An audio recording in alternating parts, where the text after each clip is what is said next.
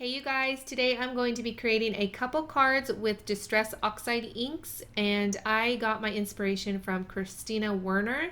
If you don't know who she is, I will leave a link in the description box for you so that you guys can go check her out.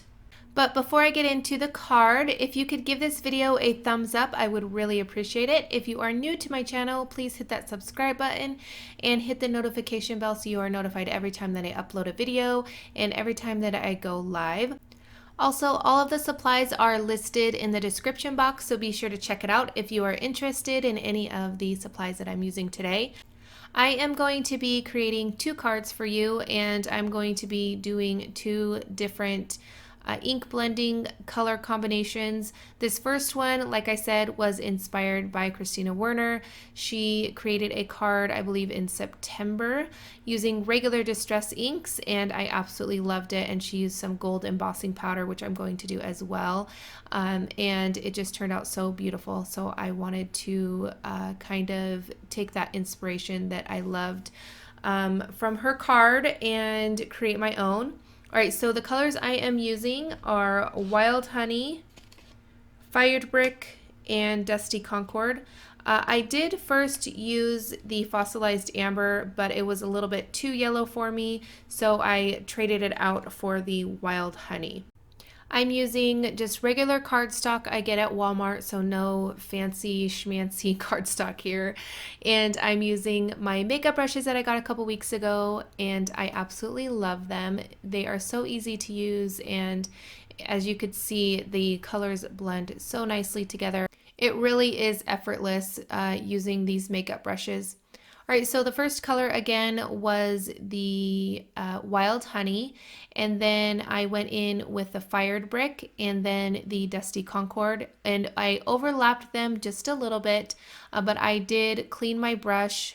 I just wiped it off on a clean piece of paper on the left there so that I wasn't contaminating the ink pads because they are pigmented, and if you just directly go from one to another, you will contaminate it with another color. So I did not want that. So you could see me there just kind of overlapping and blending it all together nicely, and the Distress Oxide inks blend so beautifully together.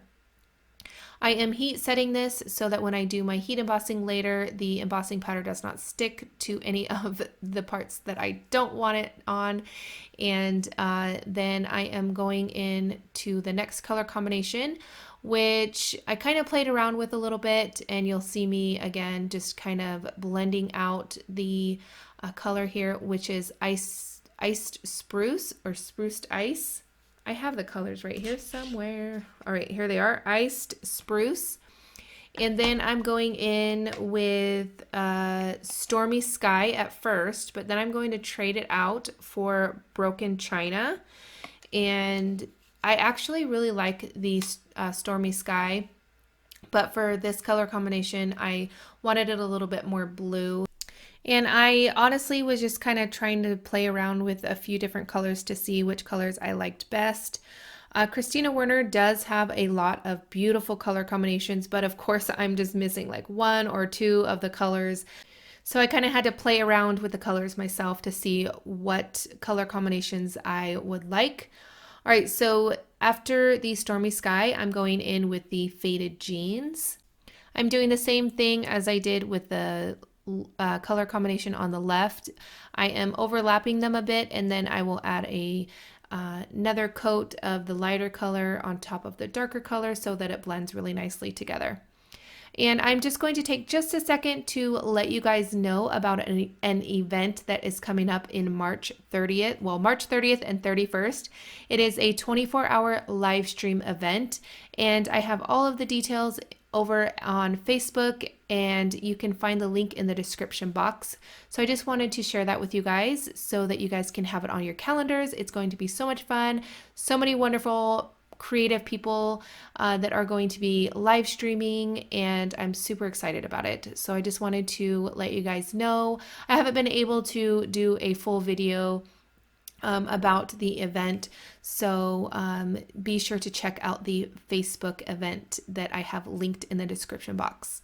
All right, so after I did the ink blending, I am taking my stamp platform and a beautiful stamp from Neat and Tangled. This is one of my favorites, and I decided to use some superfine gold embossing powder from Ranger. And as you could see, it just melts perfectly and it looks so stunning on there. I can't get over how pretty it looks. All right, so I set that aside and now I am stamping another Neat and Tangled stamp, and I will have all of these supplies listed down below. I'm hoping that you can still get these stamps, but either way, check out Neat and Tangled, their website, and on Instagram as well. She has so many wonderful stamps that you can get. Again, I'm using the VersaMark ink, and I'm just going to stamp that out on my card panel here. And then I will add the Ranger Superfine Gold Embossing Powder. And I absolutely love this gold. Some golds are very too bright for me.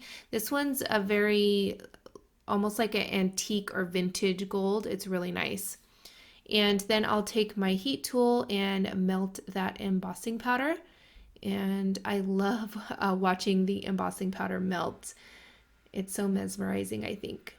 And the gold looks absolutely beautiful on this color combination too. And then I'm going to add some splatters with some metallic watercolors. And the metallic watercolors that I'm going to be using are from Prima. And you could see here, they are absolutely beautiful. And I think they have another metallic watercolor pan set out. So if they do, my memory serves me correctly, I will definitely link it as well because they are absolutely beautiful.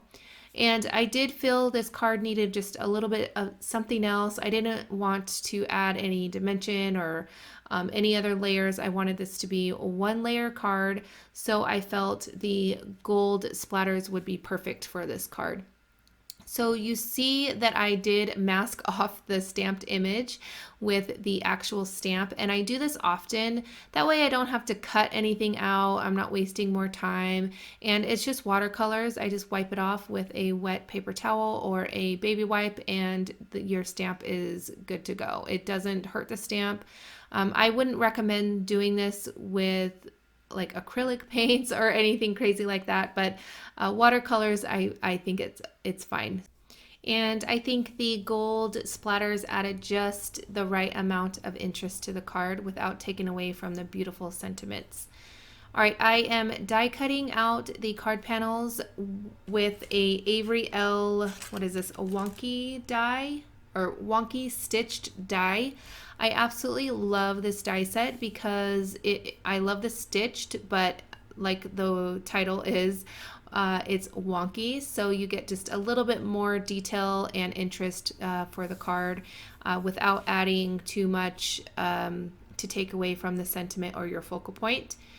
And I am using some scrapbook.com adhesive to adhere the panel to the card base, which is 5 1/4 by 4 1/2, or 4 1/4 by 5 1/2, I'm sorry.